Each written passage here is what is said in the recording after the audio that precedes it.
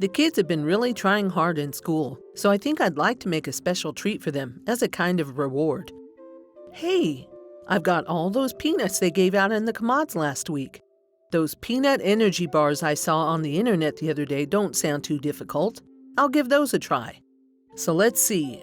I'll need half a cup dry roasted salted peanuts, half a cup roasted sunflower seeds or other chopped nuts, 2 cups raisins or other chopped dried fruit, 2 cups rolled or instant oats, 2 cups toasted rice cereal, half a cup creamy or crunchy natural peanut butter, half a cup packed brown sugar, half a cup light corn syrup or honey, 1 teaspoon vanilla extract.